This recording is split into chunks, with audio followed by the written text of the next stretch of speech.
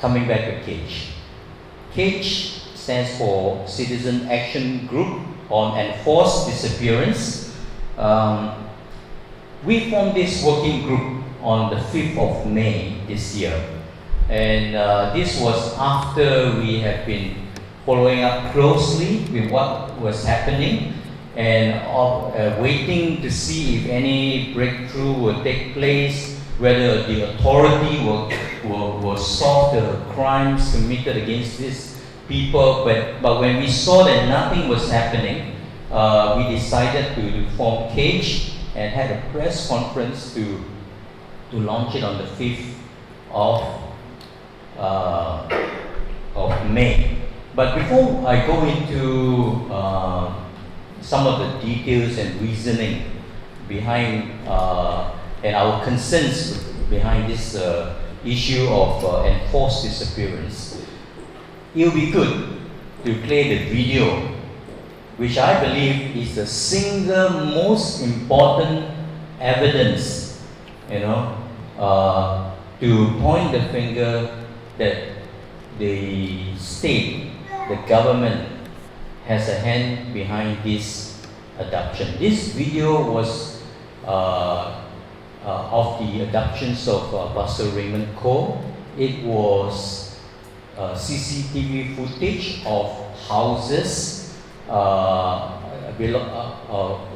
in the neighborhood where he was abducted. The abductors didn't expect that they will be caught on camera, but it was. And because of this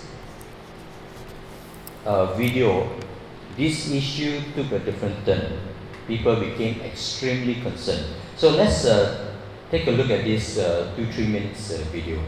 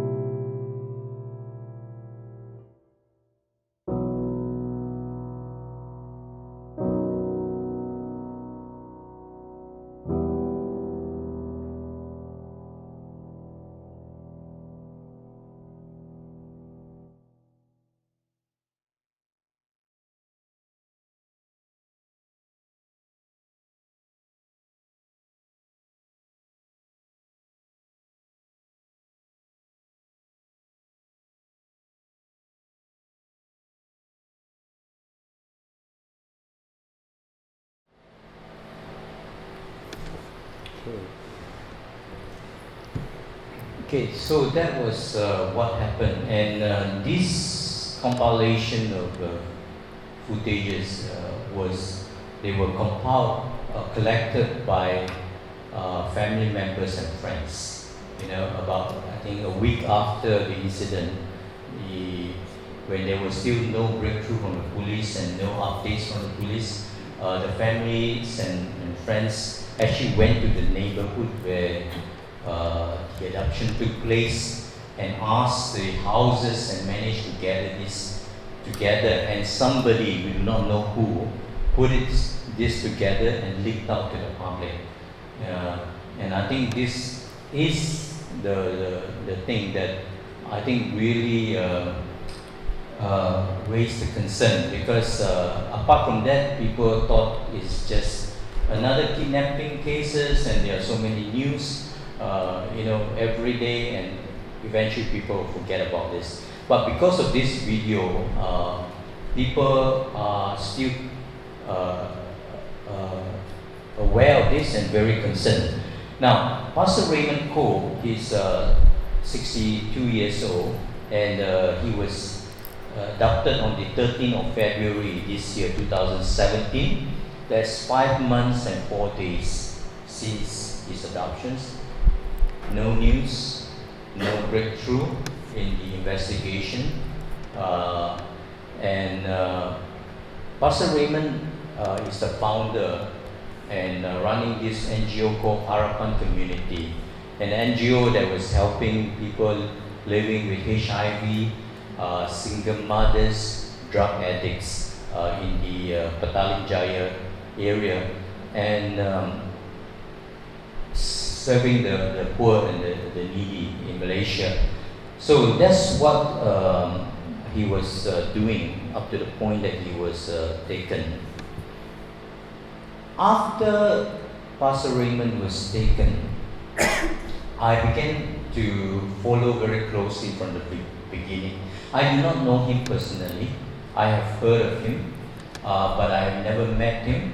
But when he was taken, I felt very concerned, because I knew that he was accused of proselyting to the Muslim in Malaysia, something that is frowned upon and extremely sensitive in Malaysia.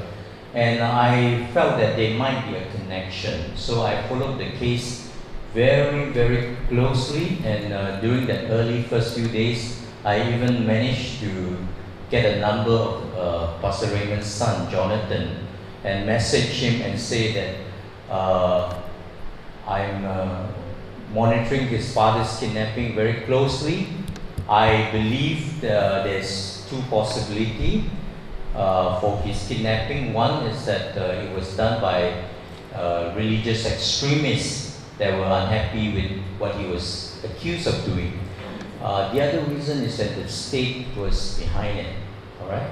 So then, a few days later, when Jonathan made a second police report, that after he saw the same video that we just saw, he made a second report to the police that he believed his father was kidnapped for murder, not for ransom, because up to then and now, no ransom was made to the family, none,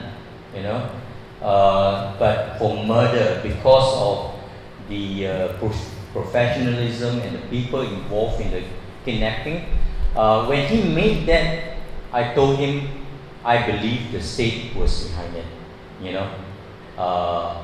and he should be aware of that. Now, after this high profile, because of the leaked CCTV kidnapping,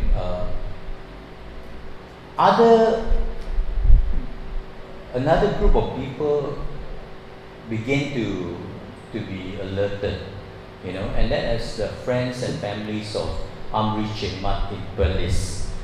And because they knew I was asking questions around, I was calling some possible witness, trying to talk to them on the phone, and sending out my WhatsApp message of news on the kidnapping to my broadcast group. One of these contact of mine then referred me to Admrl-Gen's kidnapping that happened 2 months earlier in November 24th, 2016. And I then began to do some research, Googling, search for old articles, and there were a few reports in Berita Harian concerning the disappearance of Admrl-Gen, and there was a phone number given there, and I called up that number, and it was a friend of Admrl who answered and said, yes, we saw the video ourselves, and when we saw it, we thought it was almost exactly the same as how Admrl was taken, because they were eyewitnesses when Admrl was taken. No CCTV, but there were people who saw black SUV and even the same make of Toyota Vios involved, and motorcycles in his kidnapping. And they went to the police, of course, made police report, and again, the police, just like in Raymond's case, did not take them too seriously. The police kind of said, well, maybe there's some personal issue. In fact, the police even came out with a story that Admrl, being a forex trader, ran into some trouble with his in his business dealings, and it was because of that he was taken. And Raymond's case as well, the IGP said that there's a few possibilities why Raymond was taken. One was that extremists has taken him. Second was that it was for money, for ransom. Even though this was, when he said that, it was like about 3-4 weeks after the kidnapping, and no ransom demand was made. He said it could be for ransom, and sometimes there are cases where they ask for ransom much later. And thirdly, it could be a personal issue with Raymond.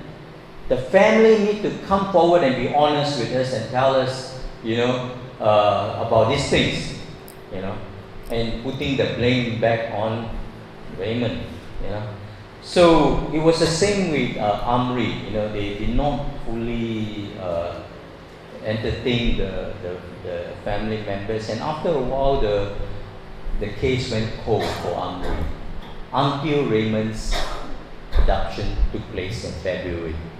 Then they realized it could be connected. So when I contacted this person in Perlis, he quickly arranged to meet up with us and to coordinate basically what we were doing together. So Admrl is a Muslim man and the founder of a charity called Perlis Hope, again involved in helping single mothers and the poor up in Perlis. Now, interestingly enough, just before he was kidnapped, Admrl was accused of being a Shiite. Now, that may not sound like a big deal to you in London, but in Malaysia, it is huge. Being a Sunni majority Muslim country, they have zero tolerance, for the Shiite sect and even other school of thoughts, Muslim school of thoughts in Malaysia. So when someone is accused of being a Shiite, it is a big deal, and accused by none other than the Mufti of Perlis, Mazhab. Right before that, before he was taken, and it actually, the evidence that was gathered by Admrl's people was that about a month before that, Dr. Maza, as he is popularly called, the Mufti of Perlis, put up on his Facebook that we need to be concerned and aware, and there was the logo of Perlis Hope behind him. So we don't know whether there's a link or not, but certainly we believe that could be a reason why Admrl-Gen was abducted. His car was found, window smashed and all, but he's been missing 7 months and 23 days so far without any news. In the process, while we were asking questions, we came across an article written by someone in Australia called "Why Are Malaysian Pastors Going Missing?"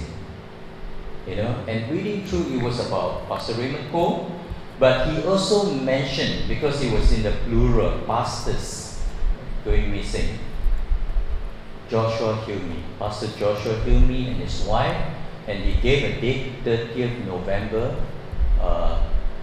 2016, just 6 days after Admrl-Gen went missing. Joshua and Ruth Hilmi went missing. Now, Joshua Hilmi, we do not know his real name. In fact, we know very little about him, except that he's a real person.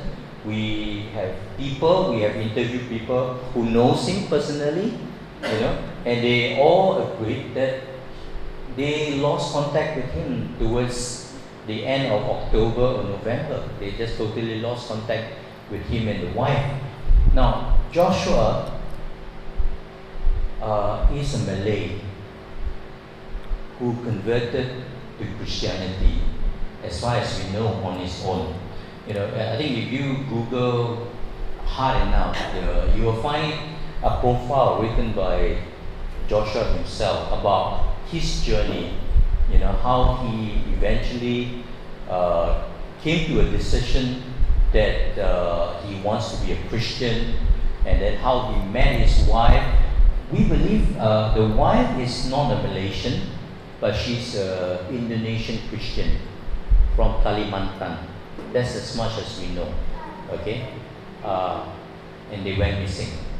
Now, up to that point, we were not sure, because in my asking around and checking with people who may know them, these people say that there was talk that Joshua and Ruth have been released, because around November, yes, they got a WhatsApp asking for prayers for Joshua and Ruth, that something has happened to them, please pray for them, and nothing specific. But later on, there was another rumor circulating. Yes, they have been released, but quote unquote neutralized, whatever that means. Either they recanted and reverted back to Islam or what. But there was a rumor. But on further checking, it was really hearsay. And so then we decided to put it all together. Pastor Raymond Koh, Admrl-Gen, Joshua and Ruth Hilmi, and ask people to hold vigils, solidarity vigils for all of them. And the police didn't deny that they were missing, Joshua and Ruth Hilmi didn't deny that. But in March, on the 5th of March this year, a personal friend of Joshua came forward and made an official police report that he's missing. So I would say it's reasonable to say that he's still missing up to now, 7 months, 17 days. So these are the 4 people that we have been campaigning for and keeping the issues alive in Malaysia for.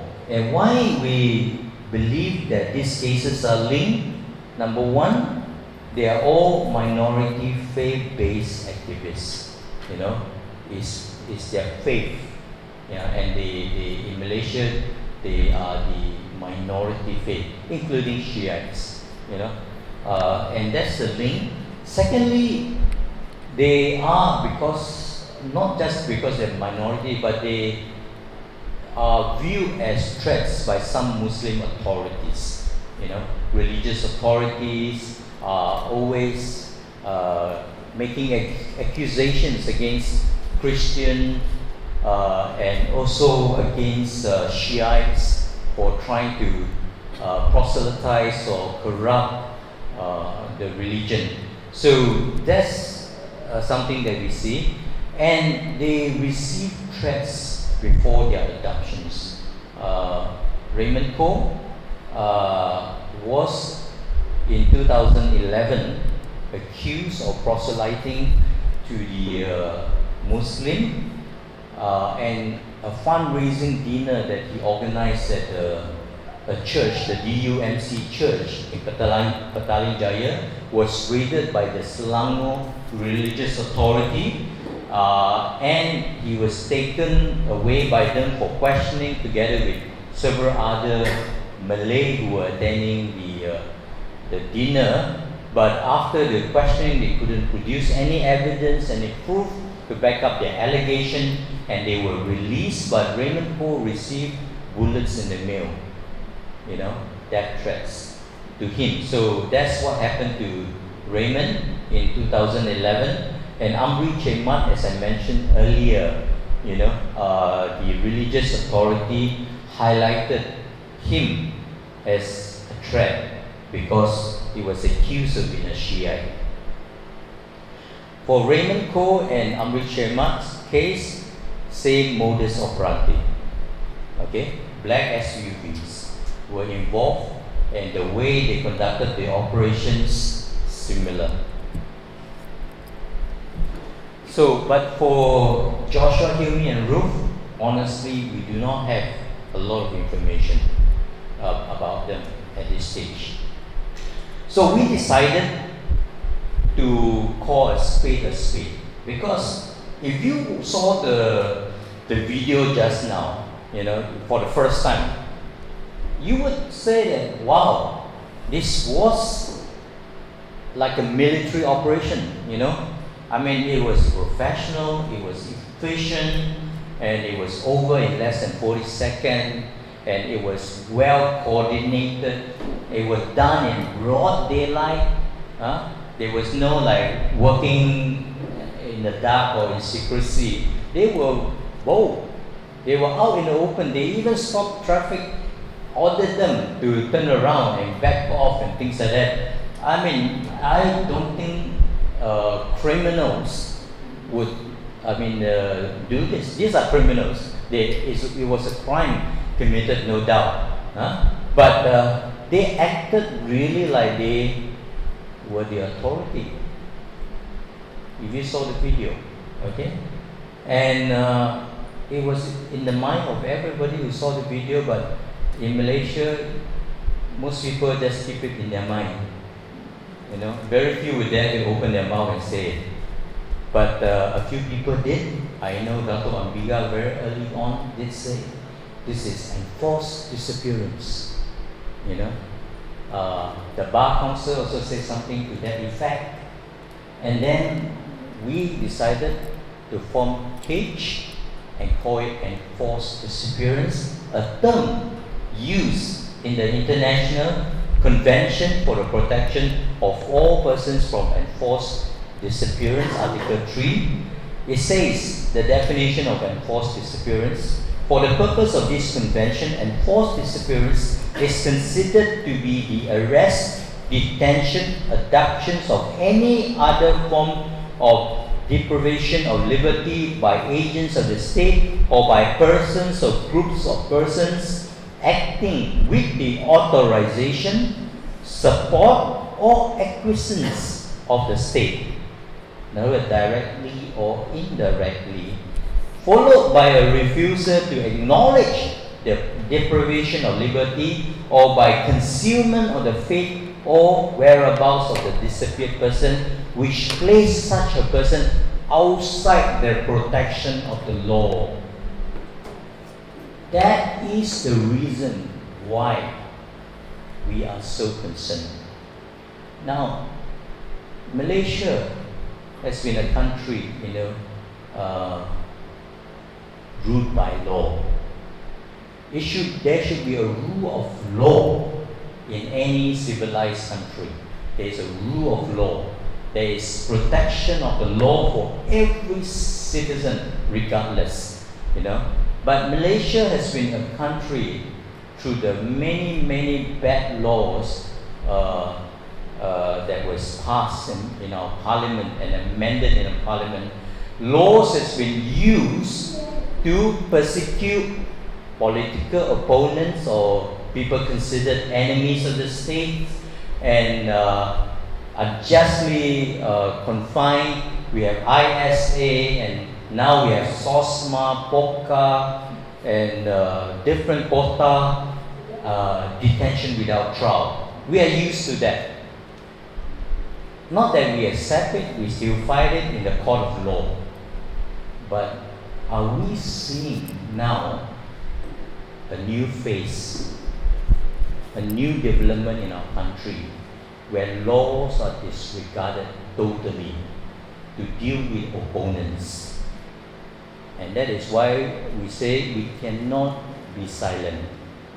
We cannot say nothing and do nothing. Even though the truth is, there's very little we can do other than to speak about it, hold vigils in remembrance of the missing, you know, but we have to do it. To send a message to the authority that such enforced disappearance is just a no-go in our country. No-go. We don't want our country to descend to a place where there is lawlessness, where people can be disappeared like in South America by the thousands, generation of young people made to disappear, you know, by the dictatorship there. We don't want that to happen to our country, and that's why Cage was formed for that purpose, and we vow to keep this issue alive, you know, no matter how hard it gets. Well, I just want to make a correction which I forgot to make just now, that you now introduced me as the founder of Cage. I am one of the team that was involved in mooting this idea of forming Cage, but I'm not, like you would say, the founder, you know, but I am the official spokesperson.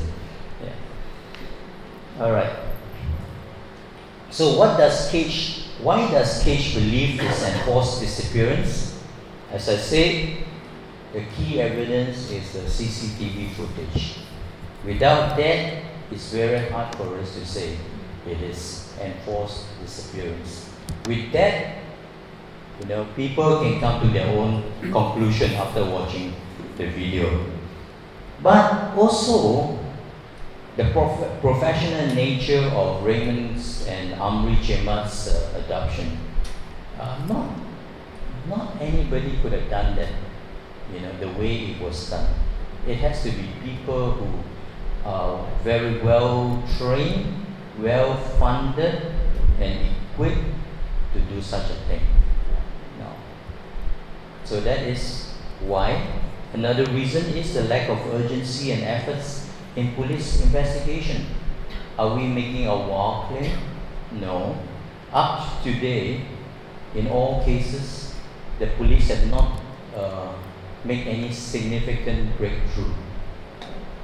You know, I have to say, nothing significant. There have been a few announcements in Raymond's case that say, yes, we arrested somebody in the north. But after that, nothing. No follow-up on what happened to this suspect. Then more recently, you may have read, the Inspector General of Police, the IGP, again announced, we stumbled upon a link, a connection between the abductions of Pastor Raymond and a drug smuggler that we shot dead. You know, after we shot dead this drug smuggler, we went to his house, raided the house, and we found photographs of Pastor Raymond's house and photographs of his 2 cars and the number plate. Remember, one number plate was found at the scene, if you saw the video just now. So which means that the other number plate, for some reason, this person took it as a souvenir of his crime. Not only that, he had photographs, of the house and the 2 car kept in his house. Now, I don't know what kind of criminal that is, but not a very bright one. That you will keep evidence of your crime, in your own house. But I just asked a very simple question, People then started speculating, maybe because Raymond works with drug addict and he offended some drug kingpin, and they then got this fella to do him in and all that. I just asked a simple question. In this day of an age of smartphone, WhatsApp and all that, digital images, who would go to the photo studio or whatever, develop photographs of the house and the cars, and keep in the house? If I'm hired to kidnap Raymond, I'll just have to look at this thing that was sent to me and enlarge and have a look. Okay, once I've done the deed, I just delete it. Yeah, I mean, why would I keep it in my house? Anyway, up to today, the police have not followed up with that breakthrough. Okay, but more of a concern, and one of the reasons why Cage was formed was because we found out that the authority were not giving regular updates to the family. And they deserve to be updated. Whatever breakthroughs or no breakthrough even, you give a regular update. We have done this, we have looked here, we have investigated this, but so far nothing. But no, Raymond's whole family was called in twice only so far, both in the months of March, a month after the kidnapping. Because of public outcry and pressure, they were called in their own words, the family of Raymond, more for PR exercise, public relation exercise. See, we met with the family, but nothing meaningful was given to them information-wise, right? And in fact, at the last meeting, we were told that the wife of Raymond, Susanna Liu, was told by the IGP himself, please do not speak to the media or attend any solidarity vigils. It would interfere with our investigation if you speak to the media. They are the reason why we are not having any breakthrough. It was reported in the press that way as well. In fact, the other reason why I believe that the state is involved is the belligerent attitude of the IGP towards the media and activists. He even called us and tell us, shut your bloody mouth, Because what were we doing? We were just holding weekly candlelight vigils. In the beginning, hundreds attended. In Shah Alam, PJ, in East Malaysia, Sarawak, thousands attended those vigils. And he was livid, he was upset, he said, and he told us after the vigil on the Monday, he was saying, shut your bloody mouth. So we believe, we couldn't understand the logic behind it. In any circumstances, situation normally, when a crime has been committed, you want the public to be involved. You want the public to come forward with information. Because in this case, actually, it would have been very helpful at the very beginning if the police say, look, this has taken place, and the description is 3 black SUVs with 2 vehicles supporting a motorbikes. They have taken Pastor Raymond Cove. If you saw anything on that day and you caught it on your dash cam, please come forward. It will help us solve the crime. Normally that would have been the case, but no. News blackout. He wasn't happy with any publicity, things like that. So I say, if extremists have taken him, why would that affect them? In fact, they would love the extra publicity. When finally if they want to behead Raymond or what, the publicity build up for that would have been fantastic to achieve their goal of terror, isn't it? What about someone who is kidnapping for ransom? Would that affect them? In fact, they will be quite happy. Perhaps now we can raise our ransom, because now this man is so popular, so well known, the public will probably contribute to the ransom, Who would be the one who will be upset with this fact that there's publicity, The last reason why we think this is a case of enforced disappearance, the possible history of enforced disappearances. Recently, we were informed, that there have been other cases where people have been made to disappear without going through trial, without going through the court process. And it happened as far back as what we can count for, 2011. 5 men, their names are given there. On April 4th, they were taken, and never heard of from since. Then there was also another abduction, very public, of a dato.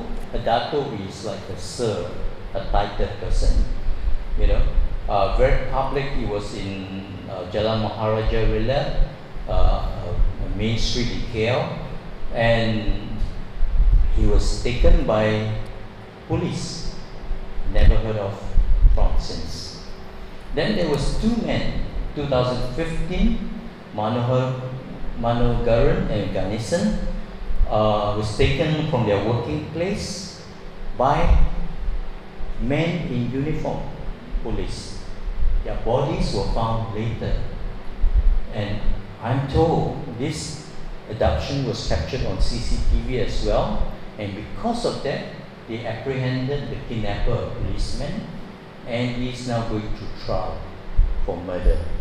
We are still fact-checking and interviewing the family members. They helped protest, all these family members, in fact, in front of the Bukit Aman police station.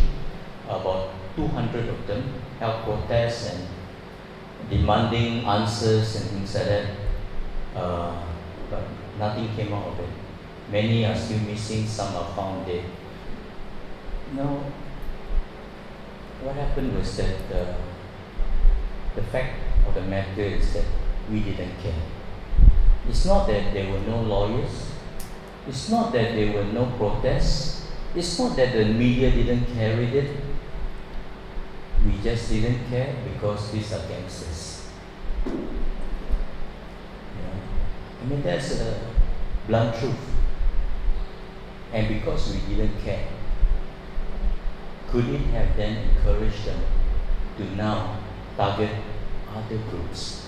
They expanded their group, their scope to religious activists and minorities, because we didn't care.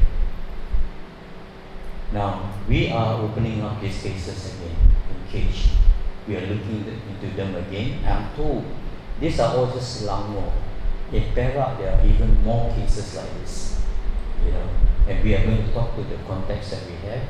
And once we are sure, then we will make it known that enforced disappearance is not just a rare occurrence, but it's a modus operandi of our state to deal with troublesome people.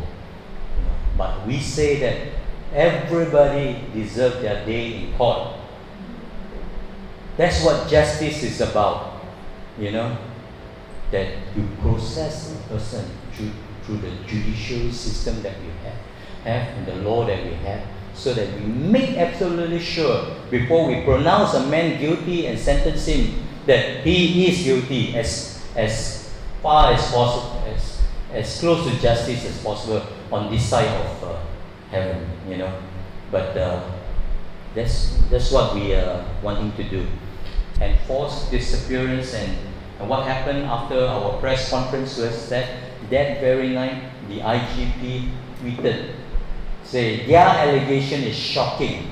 We have to call them in for questioning to give and true enough, we were called in. 10 days later, I received a call, and they say, who else should they call? I said, call my two friends. So that's how they ended up in court as well. No, we already discussed this. So who wants to be the sacrificial lamb, in this issue? So they volunteered themselves. So I'm not alone. So we were called in, but our statements were taken. We were asked questions, and one of the questions, interesting enough, is that were we directed to form cage by any foreign groups? Were we agents of somebody overseas or whatever? So, but nothing came out of it. They haven't charged us yet. But Pastor Raymond Koh, these are some of the progress, so-called progress. On 14 March, a suspect was picked up, but it turned out that he was trying to profit from the publicity by extorting money from the family, asking for, I think, 30,000 ringgit, which is a small amount. And we say that cannot be, because the operation alone cost more than 30,000. But it was quickly found out this is nothing but just an opportunist. Then on the 6th of April, the IGP again made a shocking allegation, disclosure that the police have actually started investigating Pastor Raymond Koh and alleged unnamed associates for attempting to convert unnamed Muslim teenagers to Christianity in Perlis, a northern state. So now the victim himself is under investigation. While there is no breakthrough in the perpetrators of the crime, the victim is under investigation. And that's shocking. That's not even relevant to what has happened. Because what is relevant is who committed this crime, against Pastor Raymond Koh. Then on the 24th of May, again, the IGP, in fact, 24th of May was the day that three of us were walking into the police station at the police headquarters at Bukit Aman. The reporter came out and said, oh, did you hear that? Hear what? I said, the IGP just said they arrested somebody in the North Country. Again, in the North Country. Take note of that, everything in the North Country. No, on that day, as if to divert the attention away from our question, the IGP threw out this thing. But again, no update after that. We don't know whether this person was charged or anything, nothing. But more recently, 25th of June, the IGP announced at a Hari Raya function, after a Hari Raya function, that a drug and arms smuggler shot dead by them, they found links to Pastor Raymond Koh. Again, up to today, nothing. No further updates since. So what are we doing after forming cage? We compiled and submitted reports to United Nations working group on enforced and involuntary disappearance. We did that for Amri first, then later on for Raymond. And the United Nations have now put this on an urgent basis and have contacted the Malaysian government, querying them what is happening. Please update. They have not given any update. We also, on behalf of the families, went to Suhakam. That is our National Human Rights Commission. And I was very encouraged when we went there. We presented the reasons why, what happened, and the reasons why we believe the state is behind it. They were in agreement. They said yes. Immediately the next day they announced they are launching an investigation into this disappearance. we established a hotline because we believe there may be other cases of people who lost their loved one this way, and they went to police, but that became a dead end. They don't know where else to go. So we want them to know that they can come to us. So we have a hotline for that. We organize vigils throughout Malaysia. It's getting harder and harder when you have an issue that doesn't have a breakthrough, doesn't have bodies, and so the numbers attending the vigils are getting smaller. So now it's only Kuala Lumpur, Penang, and Johor Bahru, that is holding monthly vigils, to highlight this. And we get about maybe 30 to 40 people in each of this vigil. But it's not about the number. It's about keeping the light burning, the issue alive. We started educating the public about enforced disappearance. So what are we demanding? The rule of law must apply. Whatever these men and women are accused of, charge them in the court of law. Process them in the court of law. They should not be taken outside the law. No one should be denied their rights to life, movement, profess their religion, or to a fair trial. But in case the police are really innocent in this, then we say the police must use all their resources to solve this crime, because they can. We actually have one of the most effective investigative police force in the world. Look at how fast they solved Kim Jong-nam's assassination. That happened almost at about the same time as Raymond's kidnapping, on the same day. Within 2 days, they traced through CCTV the assassin, arrested her and her accomplice, brought them to court, charged them. How efficient they can. They have the resources. Use it. There is no way 3 black SUV speeding through Petaling Jaya are not caught on CCTV. No way. The police must regularly update the families and the public.